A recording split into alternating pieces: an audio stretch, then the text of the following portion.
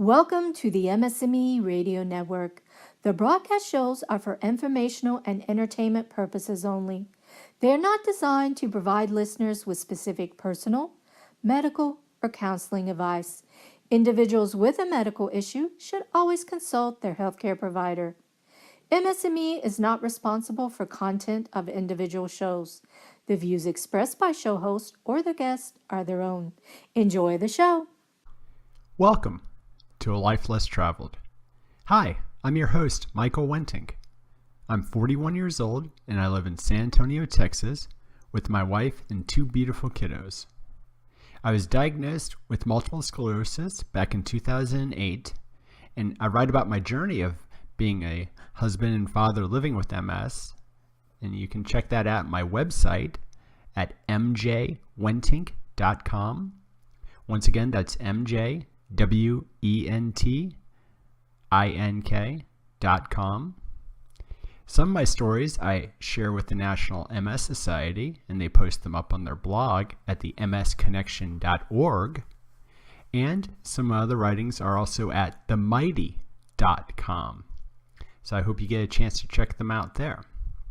If you happen to be on Twitter, you can find me there at mjwentink. Once again, that is at mjwentink. Please feel free to shoot me a tweet. I would love to connect. Today, on the 5th episode of A Life Less Traveled, I'm going to share with you something that happened to me recently. A trip with our family. Before I get into that, I'd like to apologize. It's been a few months since I've done a podcast. Life sometimes gets in the way for all of us, obviously. Things get busy. For me, that's not the reason I wasn't, podcasting as much or even writing as much. Around mid-November before Thanksgiving, I know I wasn't feeling well around that time. It was one of those situations, for those of you that have MS, it's like sometimes you're not sure, is this the MS or am I getting sick? I don't know what's going on. I mean, I know that even, I was having issues, even I was losing my voice. It just wasn't really podcast ready, if you will. And before you know it, the holidays were coming along with Thanksgiving, and things then got really busy with that. And in our household, the month of December, we call it Decemberfest. The month of December, it's always, it's crazy for most people. You have a lot of things that might be going on, Christmas and other holidays, and the New Year's, the year's ending, and there might be parties at work or at your friend's house, or you're out shopping a lot or doing more shopping than you're normally doing to buy gifts and whatnot. And within our family, then my wife's birthday is in December. My birthday is in December. And then our son, he was actually born on Christmas. So his birthday is in December as well. So it's a rather hectic month for us.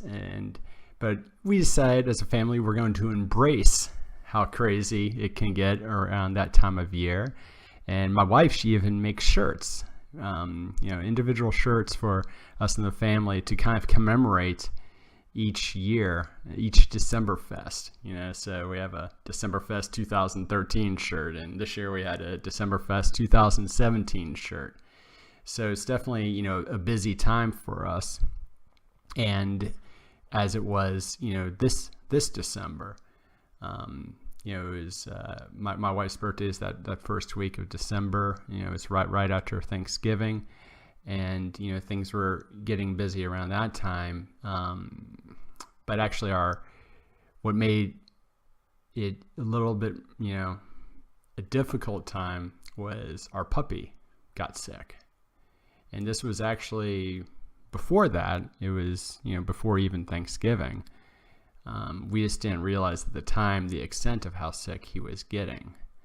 A few weeks before Thanksgiving, we often took him to like this puppy daycare place where he play with other dogs there. He made a lot of friends, and so I was picking him up one day, and a gentleman working there was like, "Oh, hey, just wanted to let you know, your puppy," and his name was Rigo.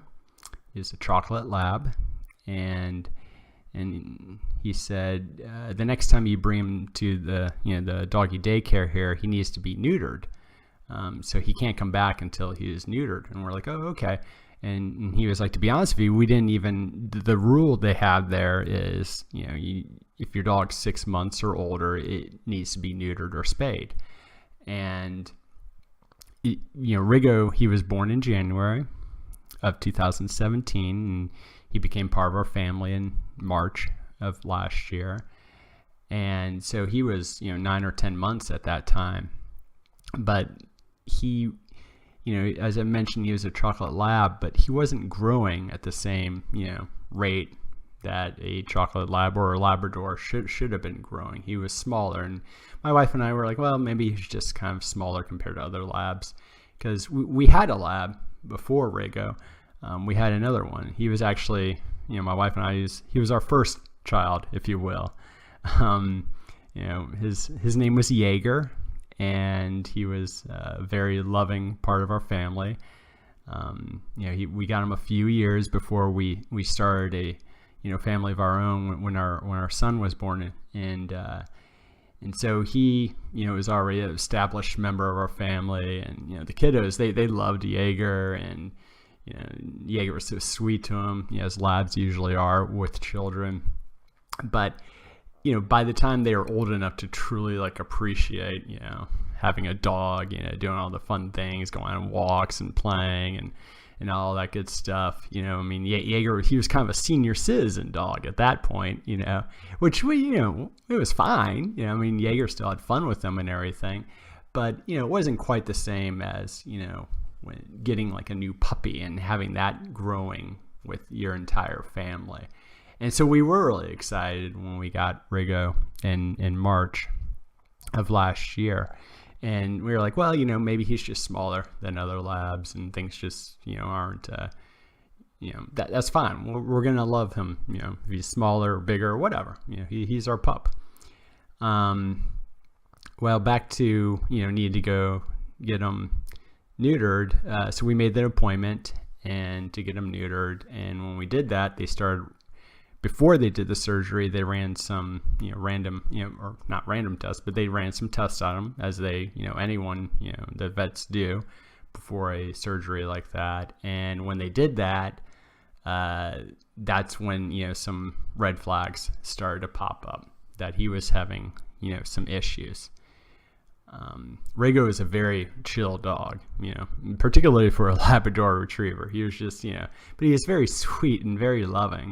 He went everywhere with us, but he wasn't the kind of dog where he was, running around in circles, all the time. He was just kind of chilling and hanging out by your side. He would have fun and play. Don't get me wrong, he would do that, but he was definitely a lot more laid back than Jaeger.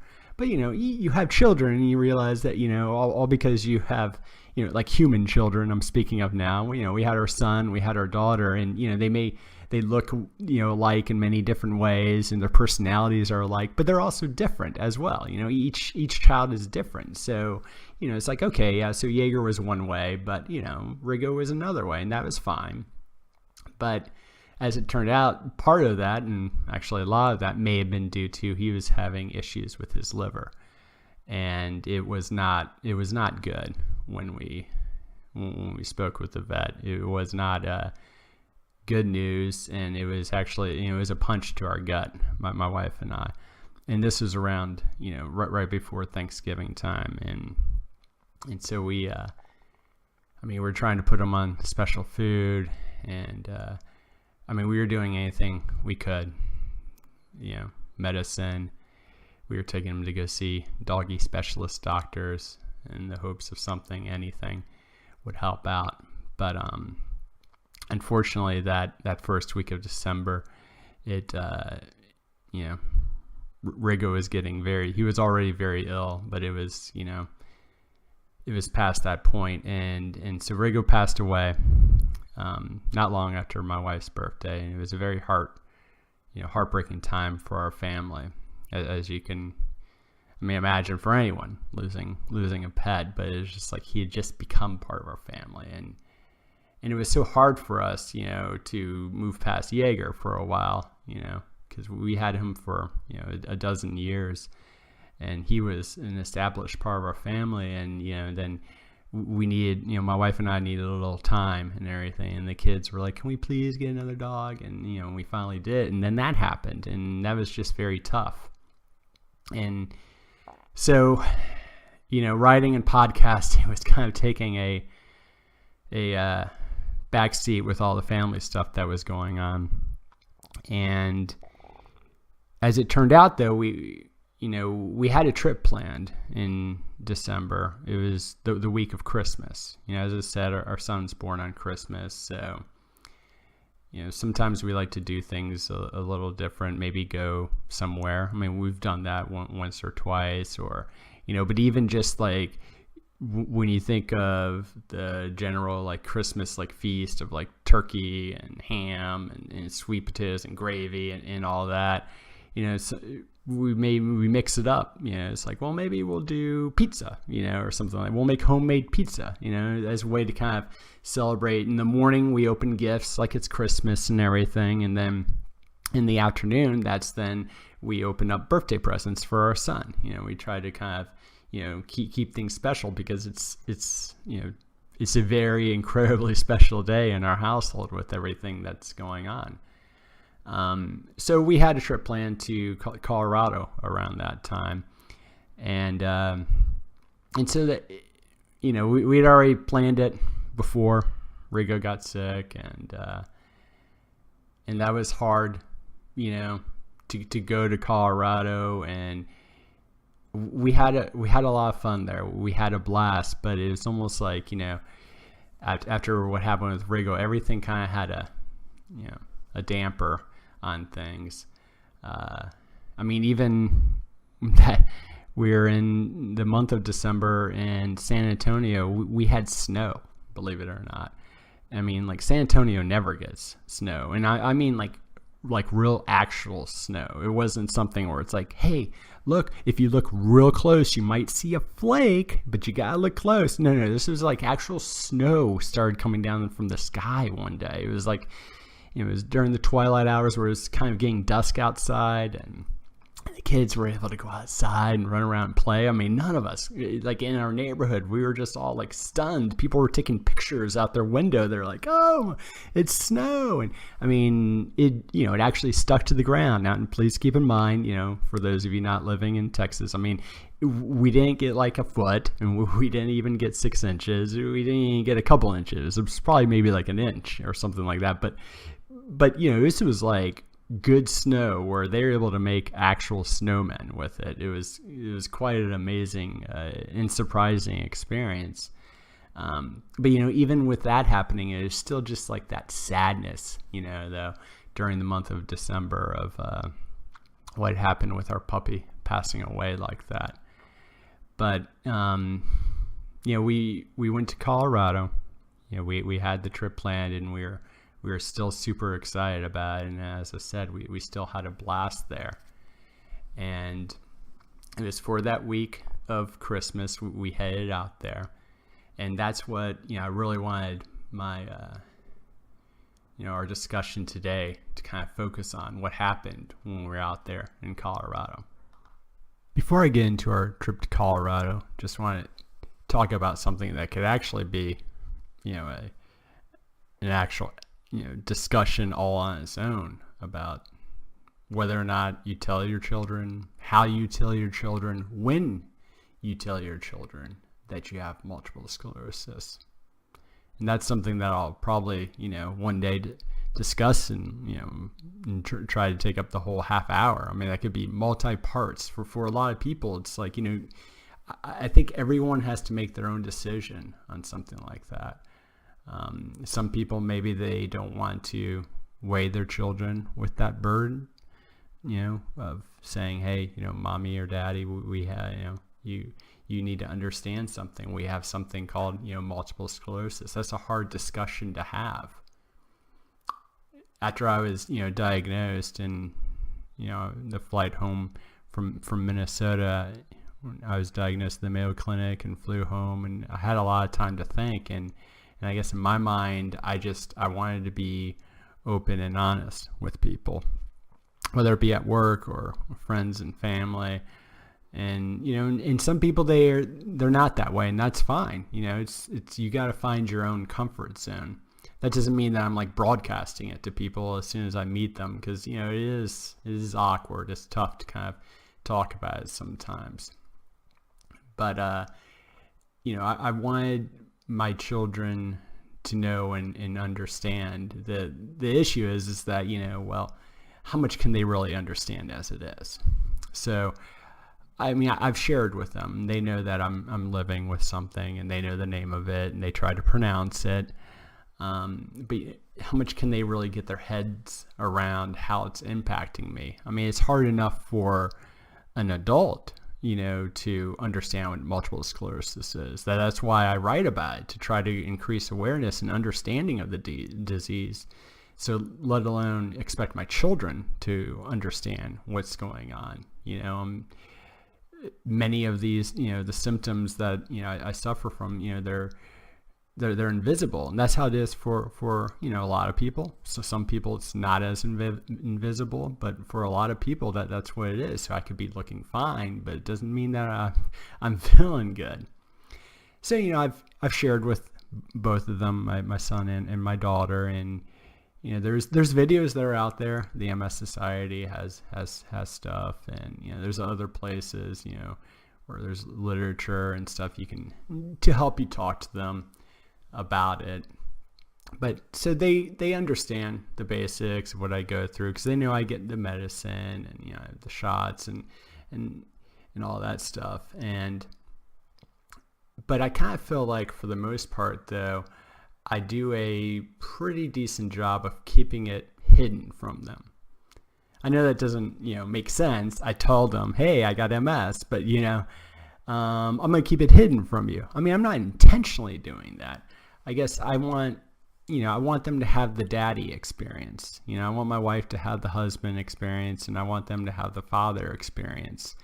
And I resist, or I'm whenever I feel like maybe MS is going to block that path of them getting that entire experience, that hurts, and that stings the most. It's like I don't care about my symptoms and how they make me feel, or stumbling around, or having vision issues. Like, if I feel like it's impacting my children, and their lives, their quality of life, let alone mine, if it's impacting their quality of life, that's what's really sad for me.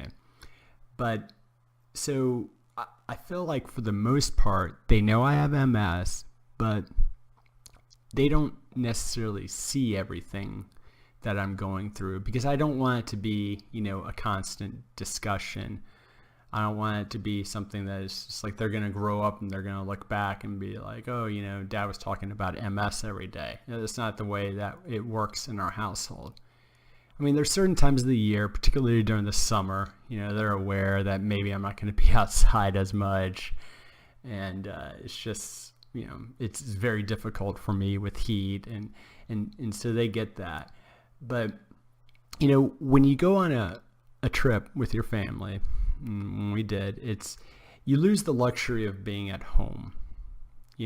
When you're at home, and let's just say you go out and you do something with friends, or you do something with a family, and maybe you're at home and you're having a bunch of people over, or you're doing a lot of stuff with your kids, fun stuff around the house or outside. Well, it's like you still have, like, I have my bedroom to go upstairs into. It's almost like to readjust back to the world. It's like I gotta shake the MS out. I gotta try to recalibrate myself back to life. And when I'm at home, I have that ability to do that. And so if I'm feeling really bad, or I'm having some big issues or something like that, then I'm able to get that break. Or when we do activities with children, with our children as a family, is fairly structured. I'd mentioned, in terms of how the heat bothers me and everything. Well, it's like we make sure if we're going to be going somewhere during the summer, or if it's going to be a particularly hot day, we're going to be going somewhere in the morning or somewhere later at night. We're going to be avoiding those like really, really hot hours. And at the same time, it's like we're going to, try to plan things where maybe we're not going to be standing in line, or there's not going to be, a lot of traffic or something like that. And we're able to control a lot of that stuff. But when you go on a trip, you kind of lose that control. And in particular, on this trip, when we went to Colorado, we were staying in the same room together all week. And so, we had different beds. My wife and I had a bed, and my son had a bed, and daughter had a rollaway bed. And so we each had our own place, but we didn't have that, I didn't have that break, that MS cave I could disappear into. And heading into, the trip, super excited about it and everything. And, kind of dawned on me, like our first day or two there, where I realized that it was kind of a mixture of my children are older now and they're much more observant. They see stuff. I try to hide the pains when I get them. It's like maybe I get a shooting pain, or maybe I'm having difficulty walking, and I've always tried my best to kind of hide that from them. Again, like, they know I have MS, but I don't want them to have memories of, stuff like that. But, even with that, they've started to kind of notice a little bit more, Daddy, what's wrong? Daddy, are you okay? As opposed to, when they were much younger, it maybe didn't even faze them. What was happening to me, or if I had a shooting. And I'm sure there were shooting pains that first day, the first day or two.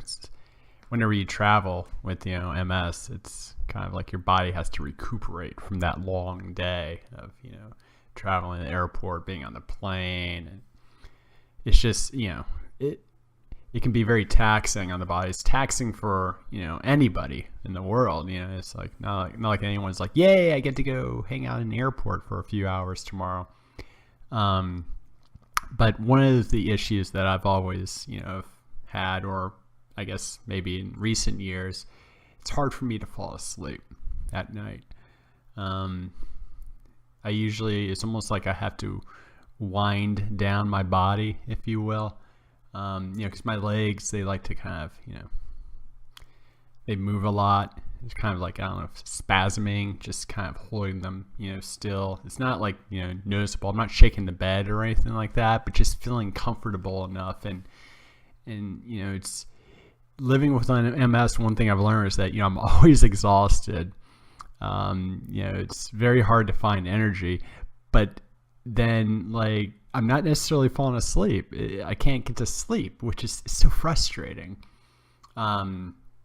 But so, I have different, methods that I use to help myself get to sleep. And one of them is definitely just, reading at night, or maybe I'm doing a puzzle. I have a little computer thing that I do a puzzle on, and I'll do that. So it's an electronic puzzle.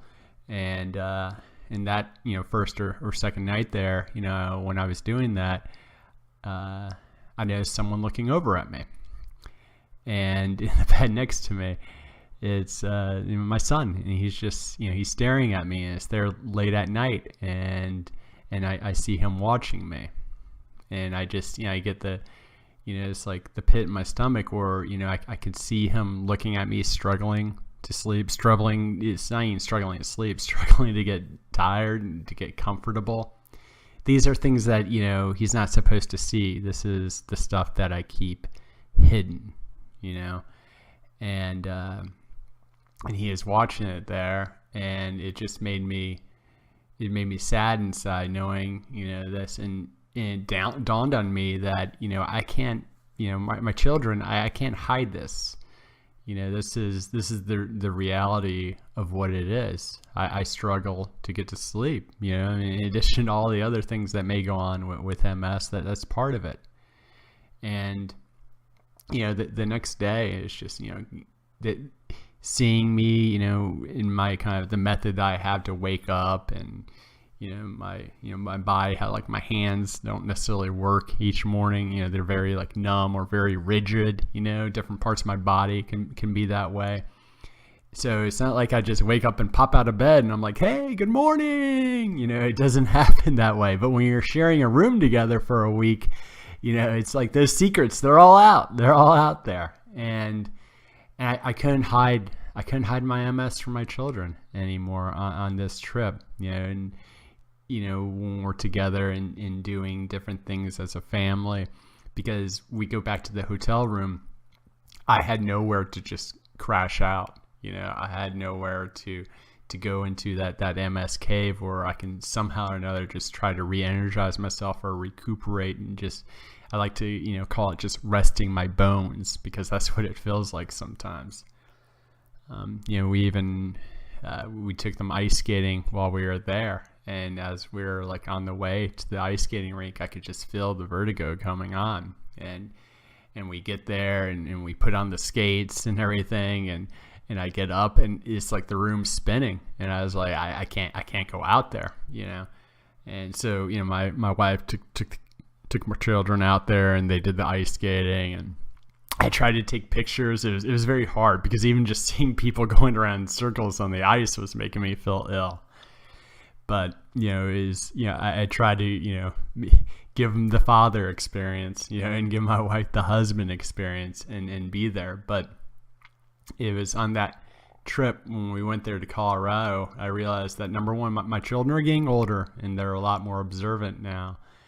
And, number two, it was probably the first instance that I felt where I was unable to hide this disease from. They were seeing the pain, the anguish, and the difficulties that I have with just basic things like falling asleep and waking up, let alone they understand, like the walking around sometimes and things like that. But it's a 24/7 disease. And I think that kind of, hit home for me. And I hope that they didn't, it didn't, become part of something that they noticed it as much as I feel like they did. But I know that I noticed it. I hope you enjoyed our discussion today on A Life Less Traveled. I missed our podcast together, our time together to, speak to you about living with MS. And I look forward to getting back on a much more regular schedule. If you, once again, want to read some of the stuff that I've written, you can check out my website. It's at mjwentink.com. Once again, that's mjwentink.com. And on Twitter, you can check me out at mjwentink.